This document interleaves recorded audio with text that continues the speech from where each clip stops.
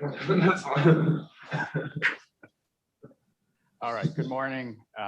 Good morning, both my students in my class, Political Philosophy and Higher Education, which is our normal class time, and hence the reason for maybe a slightly unusual Zoom meeting time of 9:30 in the morning. But this group of students have been reading a wide array of works in the history of political philosophy that touch on the theme of education, the purpose and the end of education. And as we approach the end of our semester, I could think of no better both book and conversation to have than with Anthony Kronman of Yale Law School, whose 2007 book, Education's End: Why Our Colleges and Universities have given up on the meaning of life, remains in my mind one of the most compelling, challenging, interesting, and I think stimulating discussions of the purpose and end of education.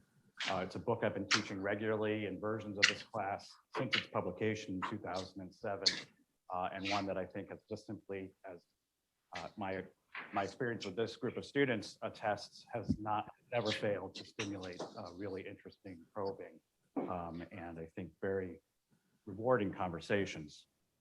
For many years, I've been hoping to get Professor Kronman to campus to talk with a group of my students about this book. And in the age of pandemic, this has proven to be both easier, but also not quite the encounter and meeting that I'd hoped for. So I hope that this is just a promissory note to a future visit to our campus, Tony. Tony Kronman is the Sterling Professor of Law at Yale University Law School. He is a former dean of the law school and teaches in the areas of bankruptcy, contracts, jurisprudence, social theory, and professional responsibility. And in addition to the courses that Professor Kronman teaches at the law school, he also teaches undergraduate classes in literature, philosophy, history, and politics as part of the directed studies program at Yale. And for those of you with Notre Dame connections, this is a program that is not unlike the curriculum with the PLS program in liberal studies, a kind of great books focused program. And I think really speaks to the kinds of themes that Professor Kronman discusses in his book. Among the books he's published then is the book we're discussing today, Education's End, but also Max Weber, Contracts, Cases and Materials, Lost Lawyer, a book I hadn't been familiar with, but I want to read now. Maybe we'll find Professor Garnett, who I know is tuned in, Lost Lawyer, and his latest book, Confessions of a Born-Again Pagan, which was published with Yale University Press in 2016. Professor Kronman received his BA from Williams College and his PhD and JD, PhD in philosophy JD from Yale University, where he now hangs his hat. Professor Kronman, thank you for joining us virtually today. And what we'd like to do is begin with just giving you the opportunity to talk a little bit about the book. Our students have read the book, but for those who may not have read it, just to provide a summary, and then we'll hope to have ample time for questions, conversation, and discussion with you. Thanks for joining us today. Wonderful. Thank you so much, Patrick, for the warm introduction.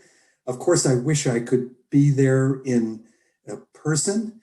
I've learned to live with Zoom as a second best, but I'm thrilled to be with you this morning, even if only virtually. I'm grateful to all of you in the class for spending the time with my book and with my ideas. It's immensely flattering, and I'm eager to hear your thoughts and reactions and criticisms. Of course, one of the advantages of a virtual interaction like this is that if you disagree so violently that you decide you want to throw something at me, you'd have to heave it about 1,000 miles east to hit me here on the little island off the New England shore where I'm sitting at the moment.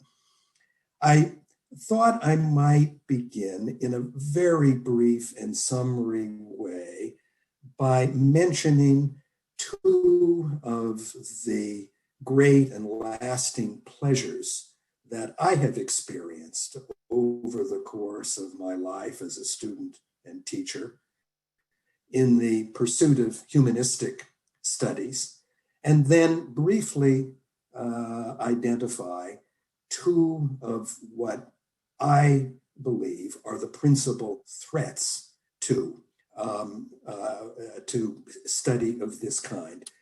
One I emphasize in the 2007 book, which you've read. Another is front and center in a new book I published a year and a half ago called The Assault on American Excellence. And I'll explain a bit more in a minute. And I'll try to keep all of this brief, under 10 minutes, so that we can reserve the lion's share of our time for a back and forth. The pleasures of humanistic study. From the moment that I first began to dimly think about where I fit in to the larger scheme of things, I realized that I was a participant in an adventure that had been underway for a very, very long time before I came into it. First, as an American, and then secondly, even more broadly, as a late-born child in the civilization of the West, which stretches back not just centuries, but millennia in time. And I became curious to know where I fit in to this long-running film. What position as a latecomer do I occupy? What were the struggles and contests that had preceded me? I wanted to have a better idea of the civilization into which it was my fate to have been born. And the humanities, philosophy, literature, the classics, history, these have helped me over the course of a lifetime, really, to a better, richer understanding of the tradition that I have inherited. Not a perfect understanding. There are so many blank spots for me still, but the joy of humanistic study for me has been, in part, the joy of discovering where I fit into this larger and long-standing tradition of action and thought. That has sharpened my own understanding of what my responsibilities are looking ahead as a temporary custodian of this tradition, to see that it is carried forward in the best and most responsible way, and what my duties looking backward are toward the past. I might call that my obligation of piety to those who have come before, to see that their work was not in vain. So that's been one of the great pleasures of humanistic study for me, discovering my civilization, what it has been and what it might be.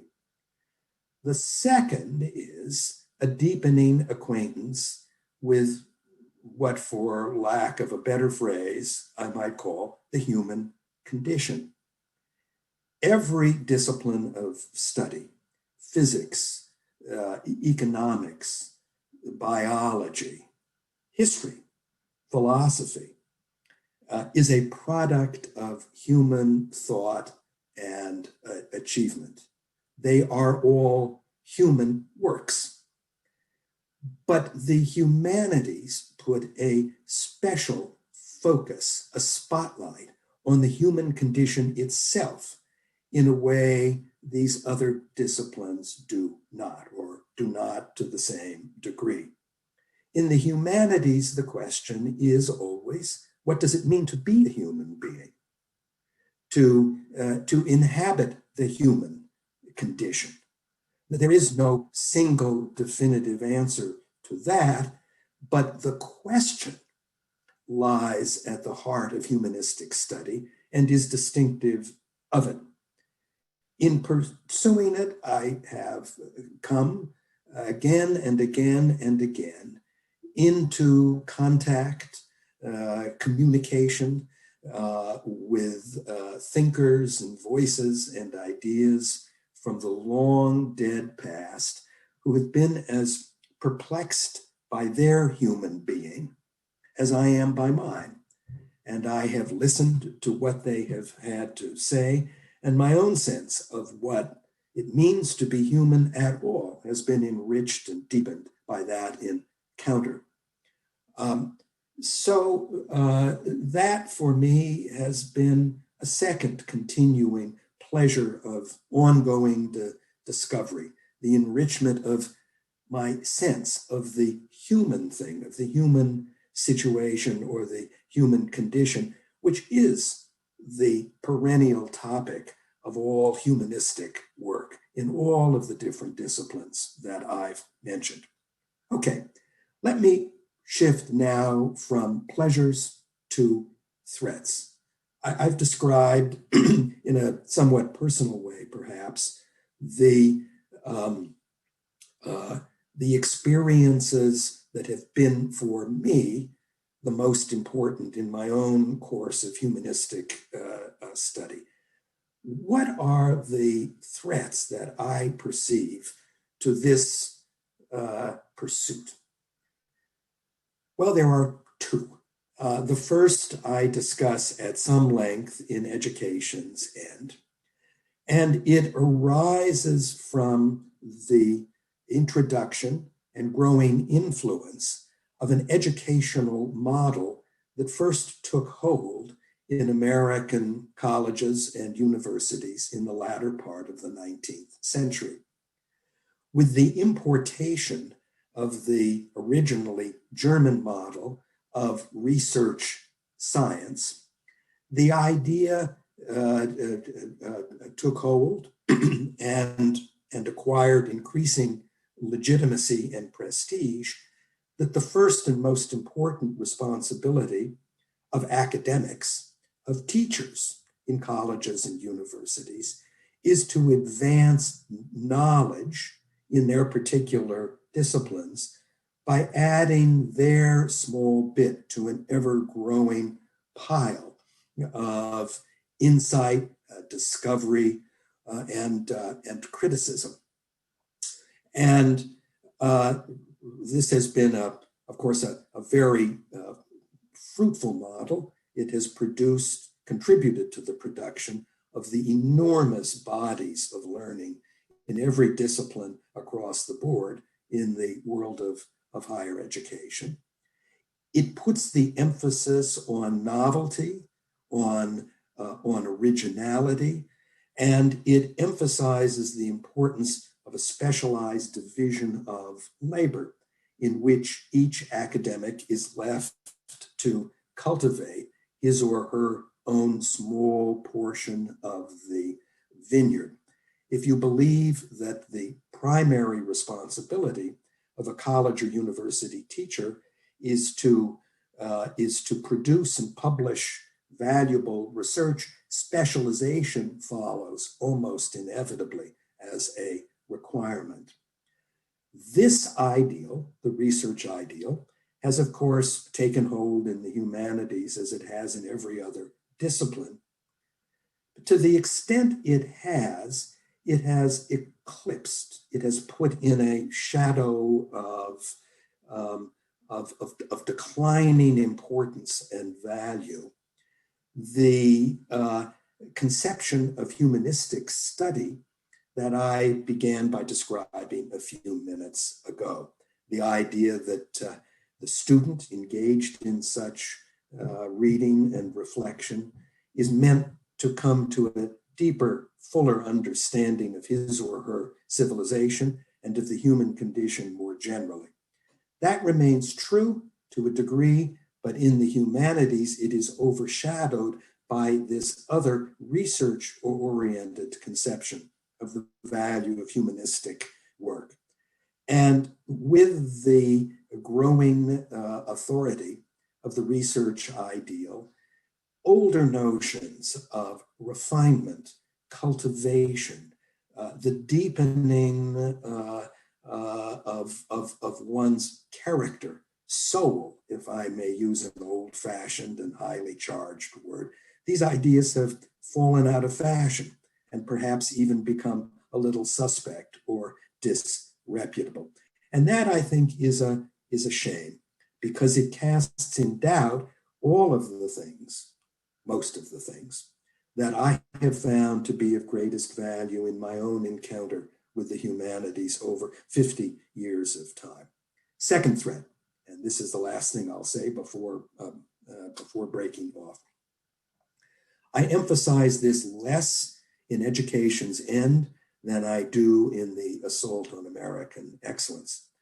The second threat is the politicization of higher education across the board, which today is proceeding with the force and speed of a hurricane.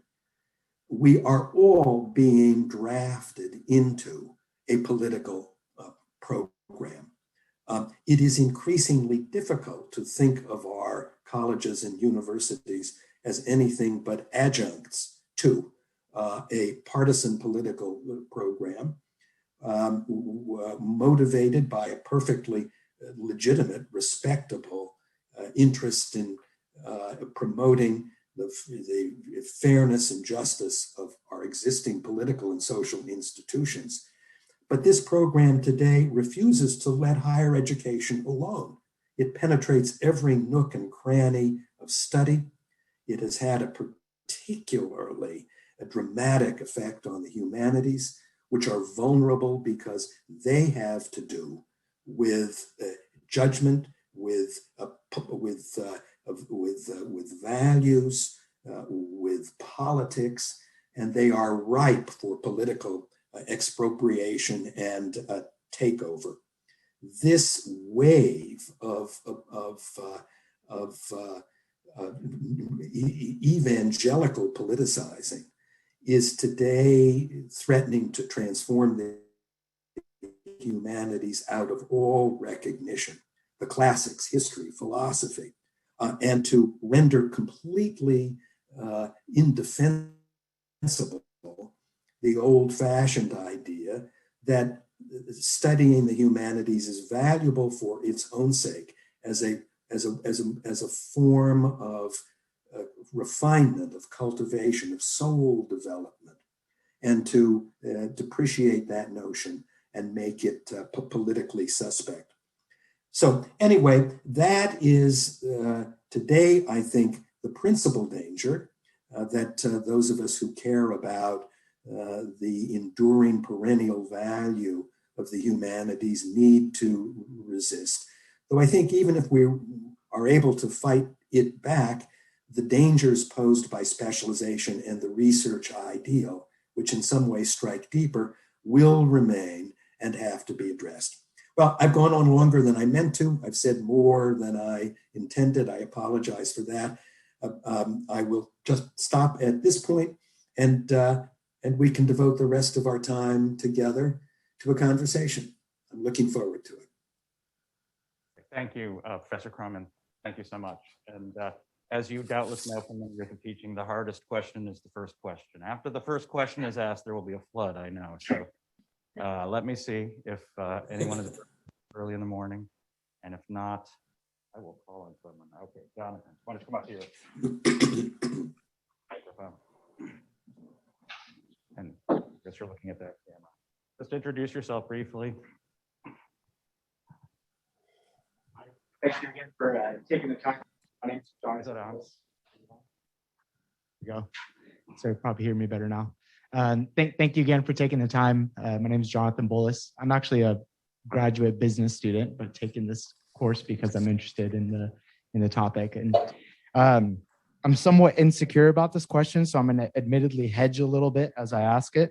But I had a thought that kind of has come up a lot of times in reading books that explore similar topic, that and my mask is about to rip, I can hear it right now, but that the emphasis of kind of the need for personal formulation and the lack of moral order in the beginning of the book is the end of where we are right now with education, not a predictable outcome of that, that if we allow, or is the Western canon so profound that truly explored it leads to a true exploration of the meaning life as opposed to a reductionist view of it as, whatever the research ideal is.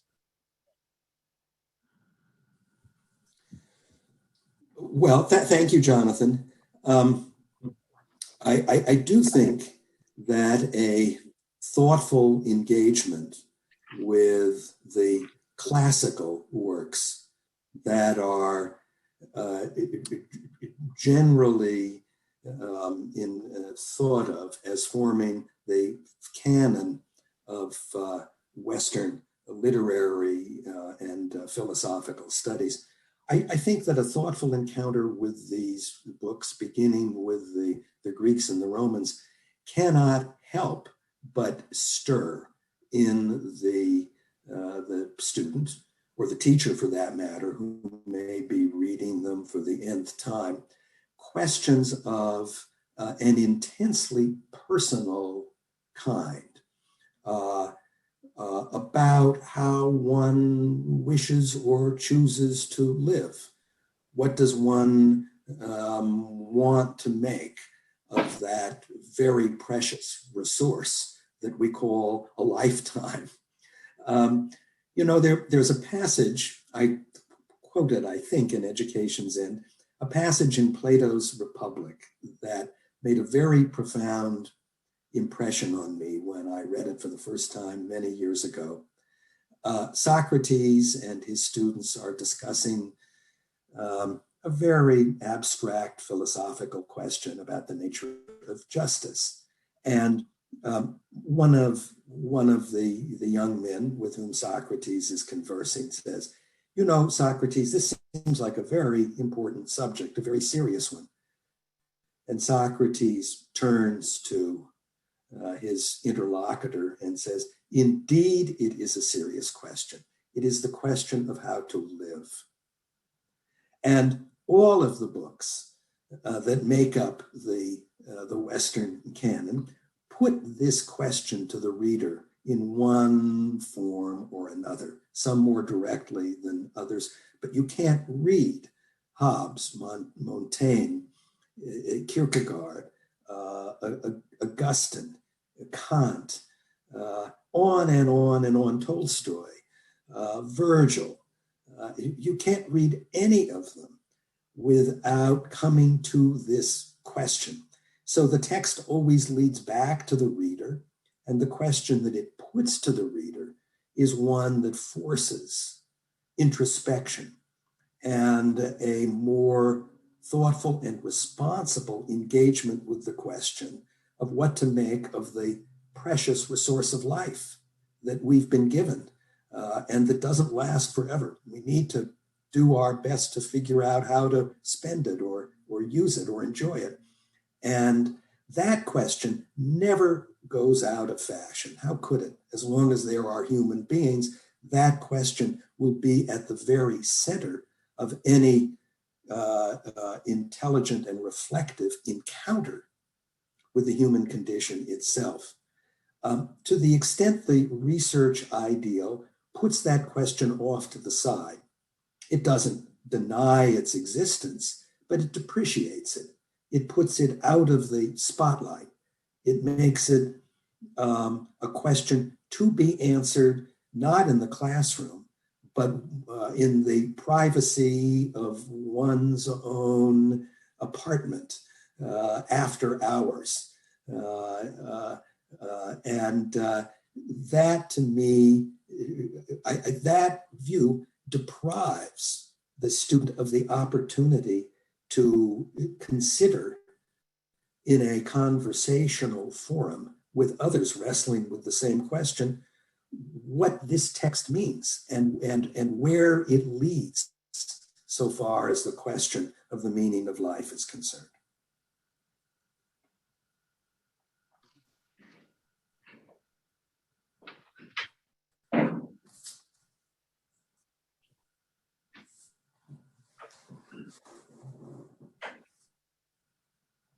Hello, Professor. My name is Keegan. I'm a business student here. So sorry about this. This question's a bit long, but so in religion, there is some sort of regulatory influence within Christianity. It's Bible, church, some kind of external moral order. I'm having a hard time hearing. Could you increase the volume a little bit? The volume. Can I repeat the question? Sorry. Yes. Okay. So in religion, there is some sort of regulatory influence, specifically with Christianity, it's the Bible or the church. And in your book, you praise secular humanism as essentially necessary within a pluralistic society to go back to this better understanding of the humanities.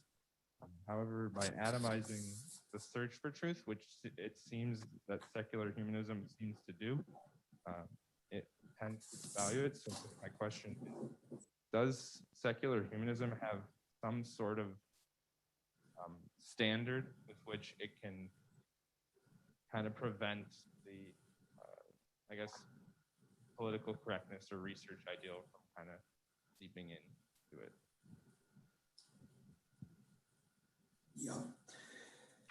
Well, that's a challenging question, and might lead us in any one of a number of different directions. Let me start with the following observation. The great religious traditions, as we know them and think about them, share in common, underneath their diversity of approaches, beliefs, institutions, a fundamental preoccupation. And I would describe that in the following way. Every religious teaching offers instruction about the relationship between time and eternity. We live in time, we are mortal beings. We know that our lives will come to an end. The knowledge that we will die separates us in the most radical way conceivable from our beloved animal friends who are mortal like us but don't die. But don't know that they will die. And that knowledge itself, the knowledge of our mortality, arouses in every human being the question, what is the relationship between my life, which doesn't last, and a world or a God or something that lasts forever? Christianity answers that question. Judaism, Islam answer it too. So does Buddhism. The secular humanist is preoccupied with that very same question too. That question properly lies at the center of humanistic studies, just as it does at the heart of every religious tradition.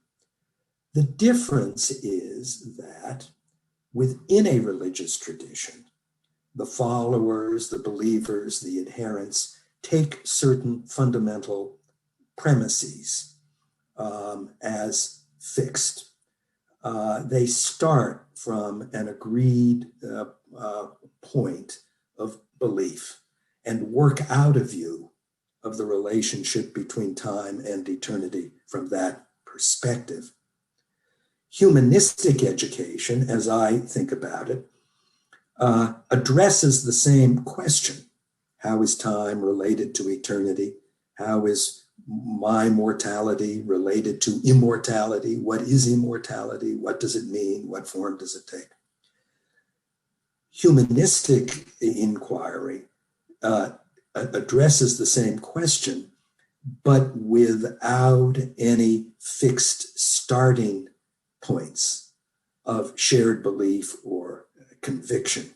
So in a way, it's freer than every religious tradition.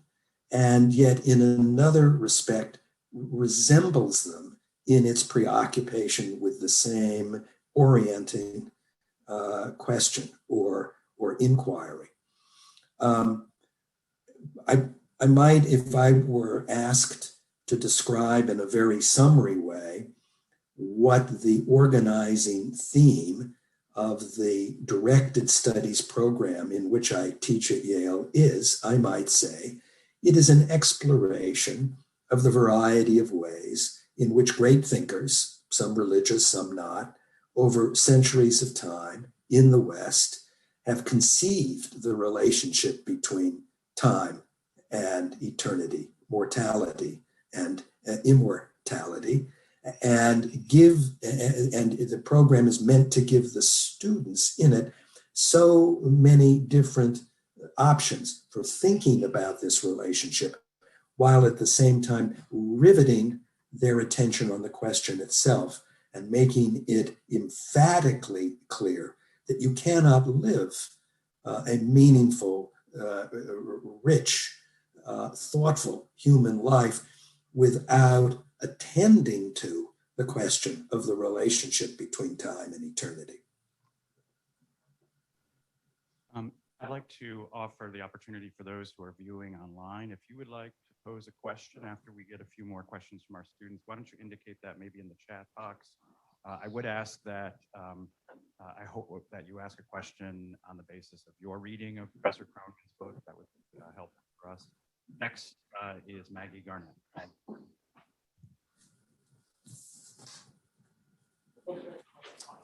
Okay, thank you so much, Professor. My name is Maggie Garnett, and I might out my objection by saying I'm a theology major here. I guess I'm wondering, in your chapter on secular humanism, you talk about this idea that there's a decline of doctrinal or dogmatic tradition that left the world trying to grapple with the question of meaning without the presence of God.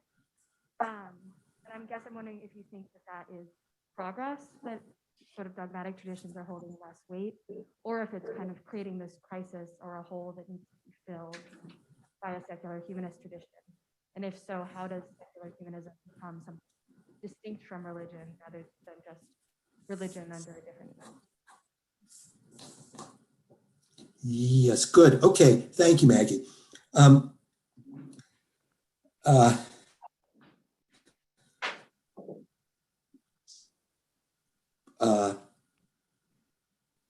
Every American college, well, nearly every American college, was for a very long time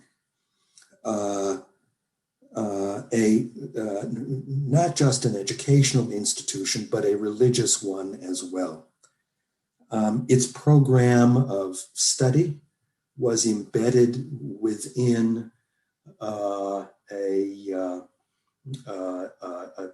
set of shared and unquestioned beliefs about the truths of religion, and the point or purpose of the program was to secure the students in their religious beliefs, to ground those and strengthen them, and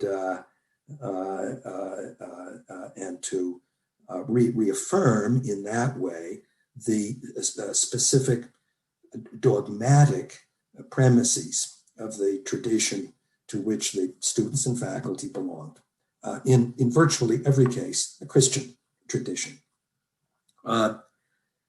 When the theological underpinnings of the old-time American college weakened, and the educational program that had once rested on those underpinnings was set loose, a question arose that hadn't existed before. What is humanistic study for if it's not to confirm the student in his or her Christian belief? If it's been set loose from that, what is its purpose or aim? And as I've come to see it, the purpose of humanistic learning is to deepen the student's engagement with a question that is religious in character after the older religious answers to that question had lost their claim to authority. I can put it in a slightly different way. In the old time college, a question was asked and answered within a framework of accepted belief. That's what I mean by dogmatic. When the framework ceased to be accepted as a norm, a set of norms that was simply taken for granted, the questions didn't disappear, but the older answers to them would no longer do. So humanistic education, the tradition of secular humanism, as I call it in the book, is an attempt to find a new answer to a question that has survived after the older answer has lost its credibility.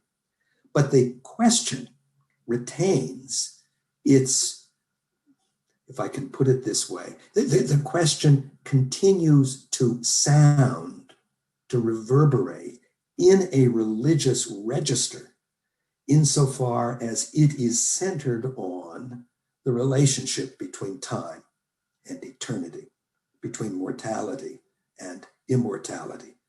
I can think of no more fundamentally religious question than that. But even after the specifically religious answers to it have been bracketed or put aside or converted into personal beliefs, the question remains worthy of collective study in an educational setting. And it is at the organizing center of secular humanism as I understand it.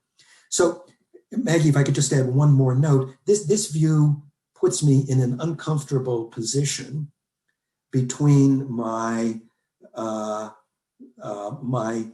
orthodox friends to one side, by which I mean my many friends who subscribe wholeheartedly to one religious tradition or another, and they see my secular humanism as a weak and unsatisfying substitute for a need that only religion can authentically provide, an attempt to fill a gap that can't be filled except in a more straightforwardly religious fashion. So they don't like the idea. And then my secular friends, my thoroughgoing secular friends say, you're just you're importing a religious preoccupation under another label. And I don't like that. I want to get religion out of the picture altogether. So I find myself awkwardly stranded in the middle between believers on the one hand and the radical naysayers on the other, trying to maintain the importance, to affirm the importance of a question, while at the same time denying the authority of the answers that established religious traditions give to it. Within a program of humanistic study in a college or university that does not itself have a direct and deliberate sectarian mission, as some of course do. Take advantage of my role as professor of this class. It ought not to surprise you that you're receiving a few questions from some of our students about, in particular, the argument of your book relating to secular humanism as in some ways the kind of the ideal moment in the history of American higher education, as you describe it, roughly between the beginning of the 20th century, the early 20th century, until maybe the 1960s, 1970s, when you see the real the rise and the beginning of the domination of the research ideal, closely followed by the period you describe as political correctness, those two threats to higher education. And it wouldn't be surprising then for students at a place like Notre Dame, which remains, by your telling, still defined by the ethos of the first period of American higher education, the age of piety, that you describe, and I think you've reiterated today, as an age in which there's a kind of dogmatism, a kind of single-minded and static view of religious belief and faith, in which students' heads are opened and doctrine is poured in and then sealed up tight, that there was probably a bit of a pushback toward that view. From within this institution, I would say we have an extremely robust and deep and profound encounter with the question of the meaning of life, precisely because we're a Catholic institution. And this kind of static view of religious belief that you present in your book about the age of piety really doesn't, it seems to me, grapple with the fact that religious traditions like this one, and I think most, I dare say all religious traditions, have a whole set of internal questions that make the question of the meaning of life and the meaning of the afterlife, that temporal horizon you describe, in a way inescapable. So let me present you with an alternative telling of your story, which begins not with the founding of America and the founding of Harvard University as the beginning of the age of piety, but begins with the founding of the very first universities in Europe, the University of Paris, the University of Bologna. In other words, you have at least 1,000 years, if not more, of higher education that you describe as the age of piety that stretches far back. You mentioned Oxford and Cambridge as the models of Harvard and Yale, that there's a very long and ancient tradition. And then you have a very brief moment that you describe as the age of secular humanism, in which the effort collectively to search for the meaning of life in a way that's defined by a community of fellow seekers, in which we attempt to understand what the meaning of life is that we share, and that we can share as a community of human beings, becomes individualized, as you describe it. And I think that's what attracts you to the age of secular humanism. Each person gets to define the meaning of life for themselves. But this becomes an extremely unstable moment, precisely because the meaning of life is not merely an individual pursuit, of course. It's something that, it seems to me, has to touch on our relationships to other people in a community of fellow seekers.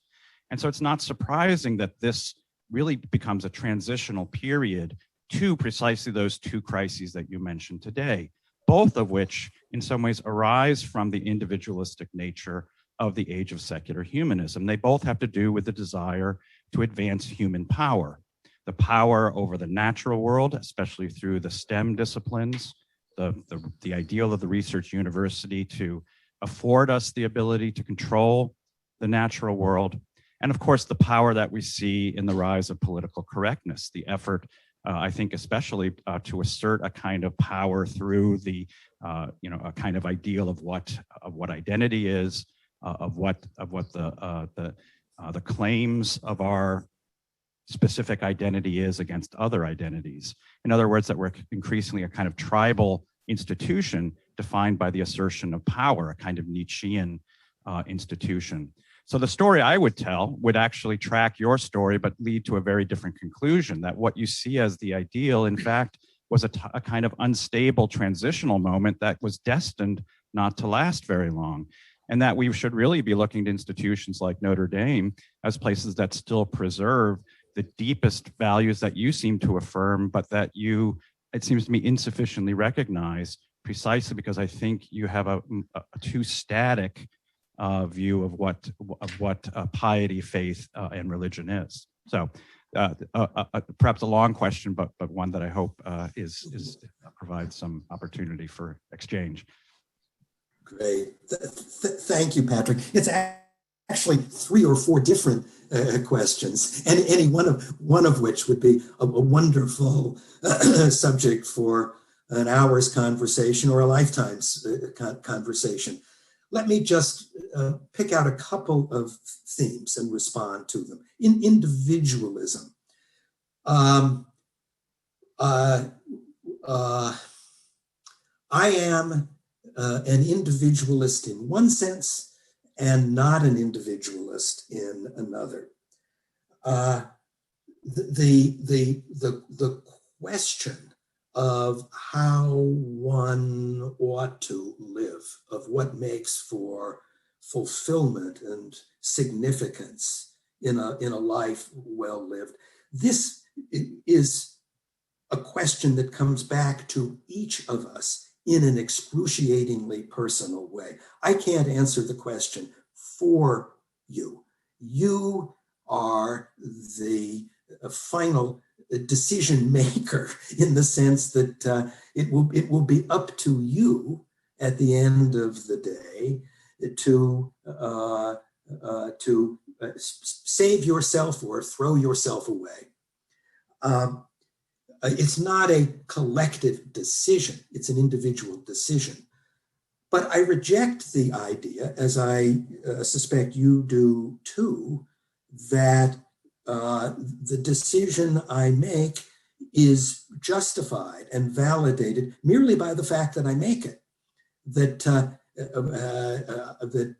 I am entitled to say to you, I've chosen my way, you go choose yours. I really have no justification that I need to offer, and I have nothing to learn from what others have to teach me. And in particular, it is a path of isolation that I am following. It's not a collective or collaborative endeavor. Individualism in all of those senses, I emphatically reject. Second, maybe more importantly, I feel so much more at home in the company of faculty like you and students like yours than I do in most other institutions, because the questions that preoccupy me are alive and well. And I don't feel at all constrained in this conversation or others like it that I've had at other with faculty and students at other schools like Notre Dame.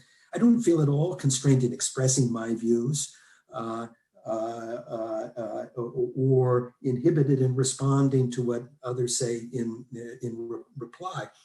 I feel so much more at home than I do in the arid world of utter disinterest in this question, which is the predominant mood or atmosphere on most American campuses today.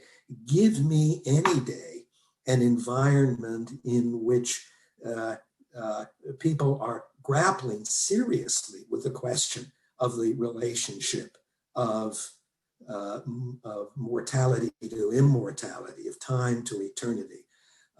There, at least, there is the soil on which to have a conversation. You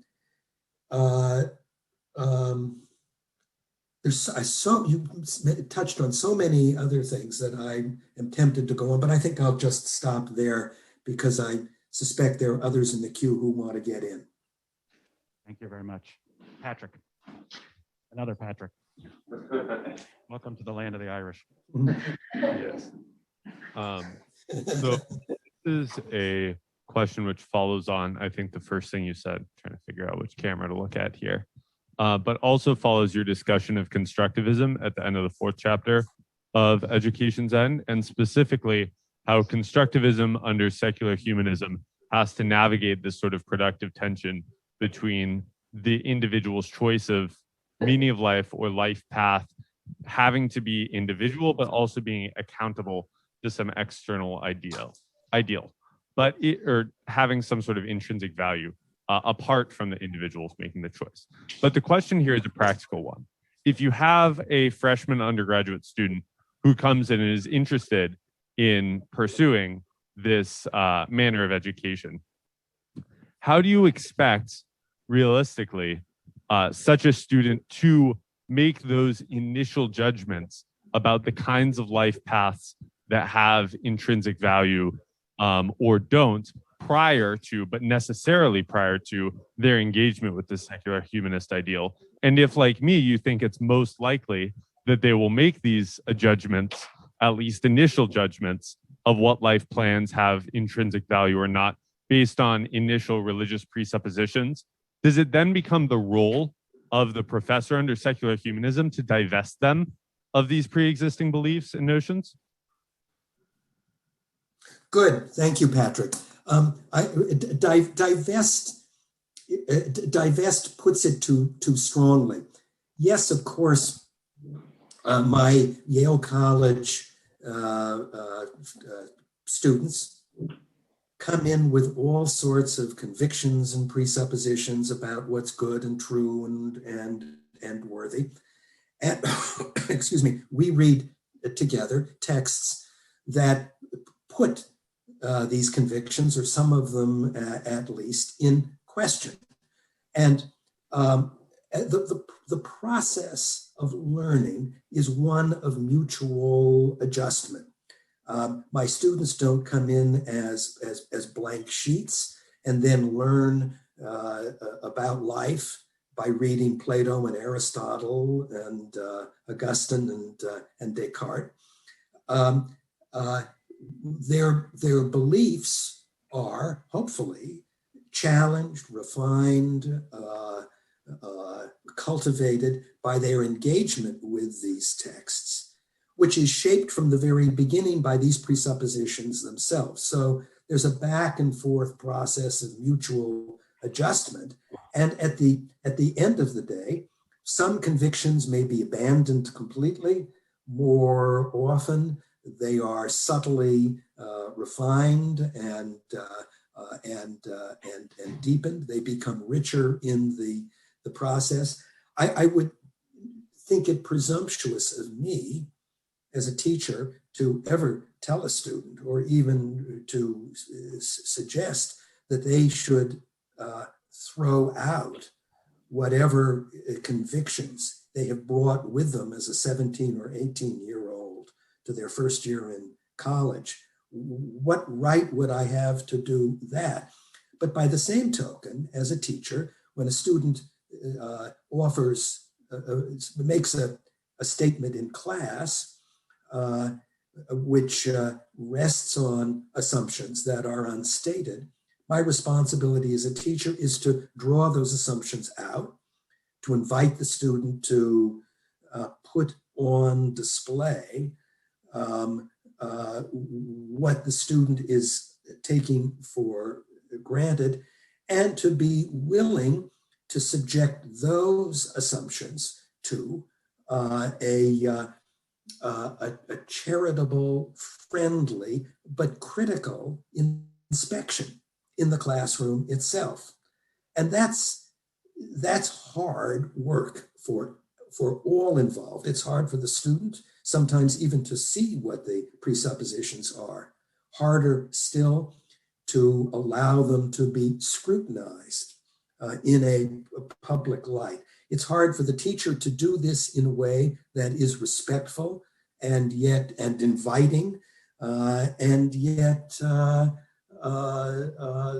independent and critical. But out of that experience and the back and forth between the assumptions the student starts with and the texts the student encounters, comes something deeper and richer at the end of the experience. I'll give you just one example to illustrate this. An Orthodox Jew or Christian or Muslim, a reader, a 17 or 18-year-old, well-educated in his or her religious tradition, who's read Maimonides, who's read Aquinas, who's read Avicenna and Averroes, it comes to my class and reads Aristotle, maybe in a serious way for the first time. And they know that the religious tradition to which they belong has drawn deeply from the Aristotelian well. But I invite them to consider the possibility that Aristotle was right and that the world itself is eternal. The world itself is divine. It can't be placed within a religious framework that demotes the world to being the creature of an otherworldly God who is now the entire possessor of what is truly eternal and everlasting. I say, consider Aristotle's arguments for the eternity of the world. Do you think they're good ones or bad ones? And that's a dangerous experiment, intellectual experiment, for any Orthodox student to entertain, because Aristotle is apostasy. If you embrace Aristotle, if at the end of some period of reflection, you say yes to Aristotle emphatically, you must say no to Aquinas and Maimonides and Averroes and Avicenna. That is as radical a decision as any religiously motivated and inspired student can ever be forced to make. There's a modest example of how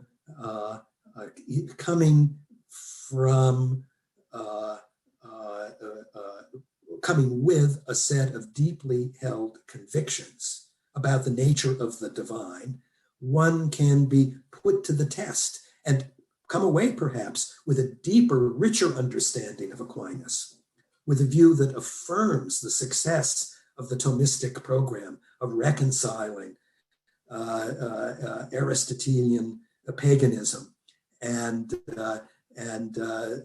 biblical revelation, or rejecting the attempt as a noble but failed experiment and embracing paganism instead, as awful as that may sound. But wow, what a great adventure for any young person to undergo. Thank you. Luke Thompson. Hi. Oh, it is on. Okay. Okay. I think it's a testament to how great a conversation we have that most of the questions I've thought of were asked before I had the opportunity to come up here. But just as a kind of a follow-up to Professor Deneen's question that kind of framed secular humanism as a transitional period, traditional form of education in between a more traditional religious-based education and the modern form that you say that you described. Given that the pressures that kind of led to secular humanism's demise from both inside and without the academy, the research ideal and the political correctness, given that these pressures are still here, is there any sort of ambient political conditions that could sustain secular humanism for a longer period of time, make it something more than a transitional period? Or is there something that needs to happen from outside the academy, or is there a specific strategy the academy must take to try to sustain secular humanism itself and resist the pressures from outside? Yeah, well, the humanities, thank you. The humanities are under enormous pressure these days to either conform to the research ideal or to permit themselves to be drafted into a program of political rectification and social justice. Humanistic study, in the way I conceive it and defend it in my book, is at risk today of disappearing almost entirely from the world of higher education, except in schools like Notre Dame, which are able to protect and preserve it precisely because of their enduring commitment to an older system of religious belief, which gives humanistic study an anchor and helps it to weather the storm. I'm not, to be candid, I'm not terribly optimistic about the future so far as humanistic study is concerned. Everywhere I look, I see it in retreat. I was just a couple of weeks ago reading an exchange among distinguished classicists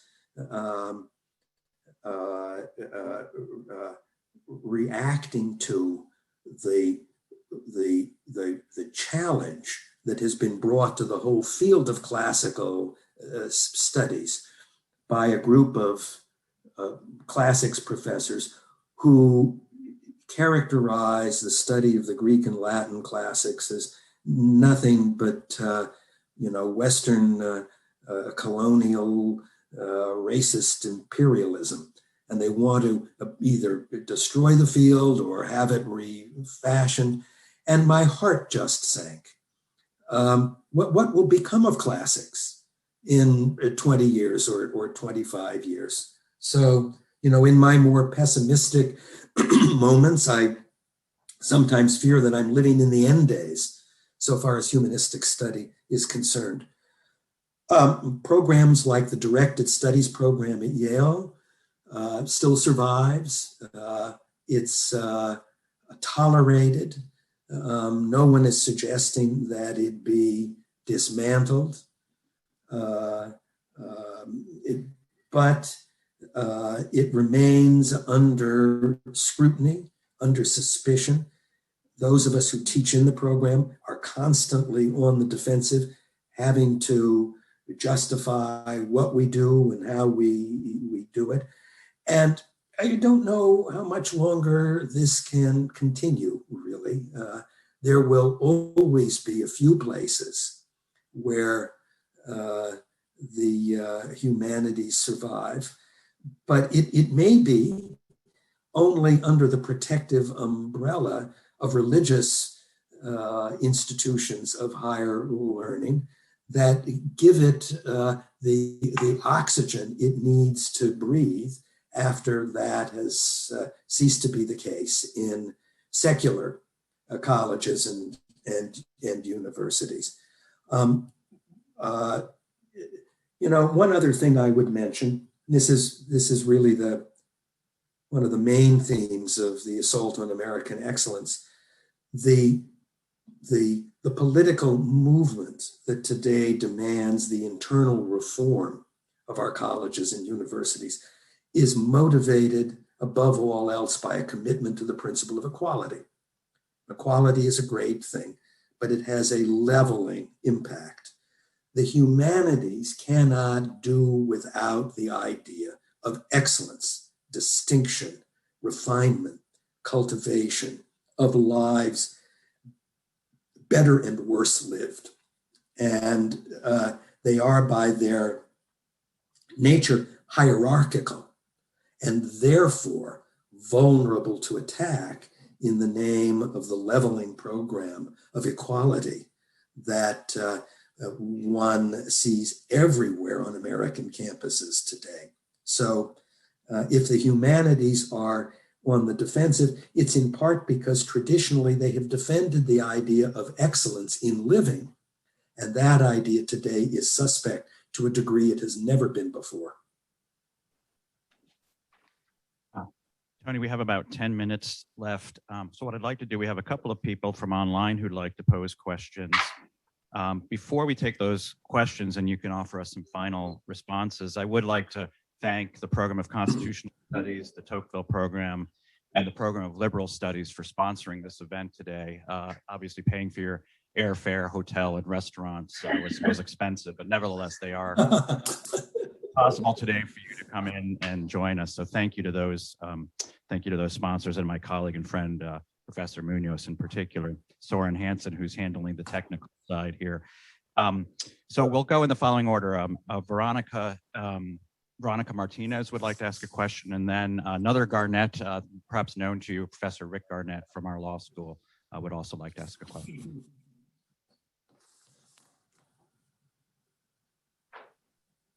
Hello. Hopefully you can hear me. Thank you so much. Okay, good. So thank you so much for this talk. It's been really interesting. You know, bouncing back on, I think, your last comment or part of the response you just gave. I wonder, so in your book on in your most recent book, you say college education is under attack from all sides, or the blurb says most college education is under attack from all sides these days. Most of the hand-wringing over free speech, safe zones, trigger warnings, and the babying of students has focused on the excesses of political correctness. And then you were talking about how you feel like you have to be defensive when you want to talk about why it's really important for certain classics within the humanities to be taught. But I wonder if there's not a bit of hypocrisy in that statement. So I would disagree with your suggestion that the move towards equality is a move towards leveling. And what I really think you mean by that is a decreasing and diminishment of standards and a move against excellence. I don't think you have to sacrifice excellence for equality. But I do think there is some sort of hypocrisy in the idea that you don't want one set of, you think that it's problematic for one set of discussions to occur and to be negotiated in certain ways. And then other sets of discussions, you're like, well, I don't really want to have that discussion. And so I wonder if there's a hypocrisy there. I also wonder, though, about your critique of the humanities, right? So, and your critique about political correctness. So I certainly agree with you that it is likely the case that that higher education in this country has shifted dramatically since the 1960s, when women and people of color started entering into higher education. But I think a more fundamental question is, what would those educational institutions that you're trying to harken back to have looked like if they had always allowed women and people of color to be a member of their organizations, right? Are you harkening back to a time that just isn't possible because we've embraced an understanding of what education should be to include women, to include people of color? And might the political correctness that you're concerned about actually just be a natural consequence of changing our educational institutions from those that only included white men to those that include a whole vast array of individuals with different perspectives and ideas? Thank you so much for being here. Okay. Good. Thank you. Thank you. Well, the college that I went to more than 50 years ago was shamefully exclusionary. And it was worse on account of who it didn't welcome in as a fully equal participants in the educational adventure. So I am all for throwing the doors open wide. Indeed, I'm enthusiastically in favor of taking affirmative steps to see that members of groups who historically have been excluded from the privileges and the opportunities of higher education be invited in. I'm an enthusiastic proponent of affirmative action if one means by that making special opportunities available to those who have been denied any opportunity in the past. What I am against is introducing a program of social and political equalization into the very substance and content of the educational program of the humanities itself. Here's where the rub comes. You know, there's no contradiction between saying our schools should be open to talented young people of every race, regardless of their gender, their sexual orientation, their ethnicity, anything else. Of course, that's true. And there's no obvious incompatibility between that and a commitment to excellence within most disciplines. Why should there be any tension between recognizing excellence in mathematics and economics and physics on the one hand, and throwing open the doors of our colleges and universities to all talented applicants on the other? No tension at all. But if one says by excellence, I mean not just how well you do on tests and other measures of performance that have some objective validity, but when we're talking about excellence in living, in the quality and richness and depth of your life, that to many sounds like the invocation of an old hierarchical norm that is antithetical to the principle of equality, the contemporary principle of equality itself. But I dispute that. I think equality should mean an equal chance to discover and participate in excellence in living. And excellence in living is distinctive by definition. It sets those who have achieved it, realized it, exhibit it, apart from those who haven't or have only to a lesser degree. But that sounds to many like a hateful kind of hierarchy and subordination, which they reject root and branch as incompatible with their morality of equality. I want to put the two together in the way that Tocqueville did. Tocqueville's name has been mentioned. He's the namesake for whom the program in which I'm appearing today, isn't it? Tocqueville believed, Tocqueville was a fan of American democracy and of the principle of equality on which it rested. He also believed deeply that the great danger of American democracy is its tendency to level out the distinction between what is great and fine and rare on the one hand, and what is banal and ordinary and coarse on the other, and thought that the greatest challenge of the coming centuries in American life would be to preserve some sense of the latter, of the rare and excellent, in an increasingly egalitarian civilization. How can you have your cake and eat it too? And his great book on America is devoted to that question.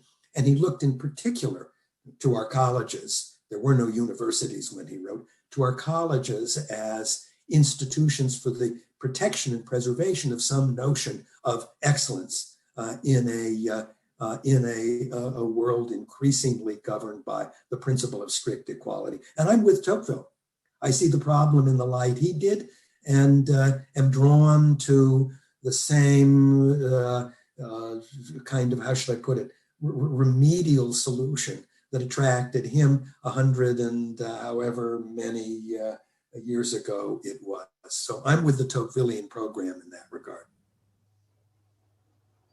And then there's my friend Rick Garnett. Hello, Rick.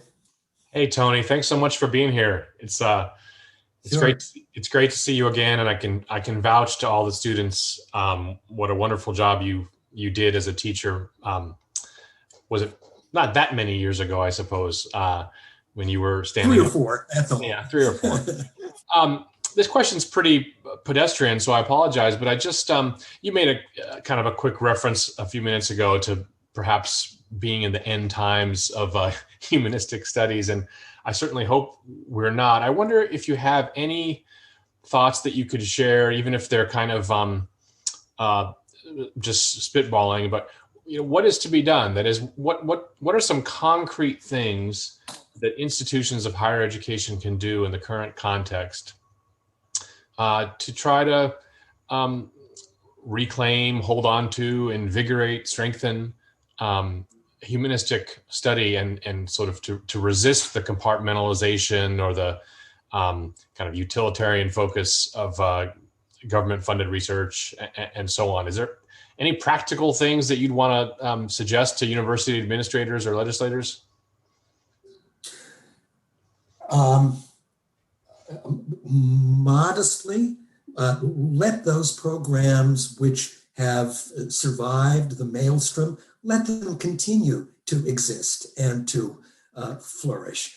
and to chart their own countercultural path. Programs like directed studies. Leave it alone. Let it be. Give us the resources we need to hire faculty to teach in the program and to recruit students to it. But that's very modest, Rick. I think within the in increasingly constraining limitations of higher education today, it may be that the only path forward is one that starts afresh from outside this institutional framework all together. If there were a handful of billionaire donors who were as devoted to humanistic learning as I am and wanted to start a new college, a brand new college from scratch, well, I'd be interested in talking to them about how to do that and where to do it. It's a big challenge. You know, if you did it, would anybody, if you opened the shop, would anybody come? The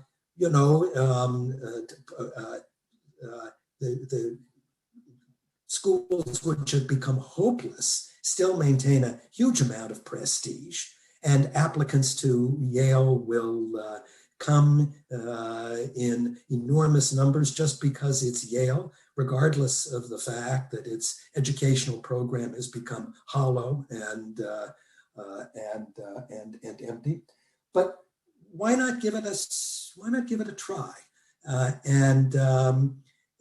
If a couple of schools of this kind could be created and acquire some national notoriety for the simple old-fashioned thing they were trying to do, it might have an effect. In any event, it would be awfully fun to try. So if there are any billionaires out there who share my convictions and want to see if we can make a go of it, you have my number. Give me a call. But short of that, I say to those of you at Notre Dame, keep on doing what you're doing. Wish us well, those of us who teach in the directed studies program at Yale, and there are a few others like it, and we will hold on to the saving remnants in the last of days. Tony, thank you. I think that's something that we here at Notre Dame like to hear and need to hear, that we shouldn't just try to ape Yale University. That's probably not the direction to go. We need to be ourselves. Don't do that. Don't do that, please. And I think rousing hurrah from our students.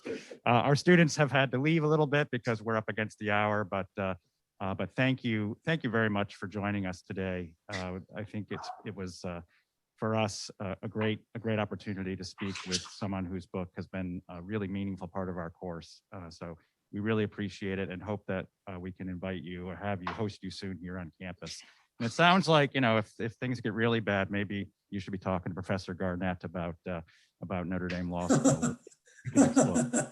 Thank you again for being here. Well, if I could, Patrick, first I want to thank you for the opportunity. It's been a privilege. I've really enjoyed it. But if I could take 10 seconds and put in a plug for my next book, which will come out at the end of the year or early next year. It's called After Disbelief. And it returns to some of the themes of our discussion here. And I suspect that you and your colleagues and students may not like it, but you'll be hopefully provoked by it. And that's a book I would love to come to South Bend to discuss. Okay, let's make a deal, and we'll have you here when we're back open again. And I look forward to the opportunity to meeting you in person. So thank you again for joining. Wonderful. Us. Thank you. Thanks. Thank you. And thanks to everybody who joined in. Take care. Thanks, everybody.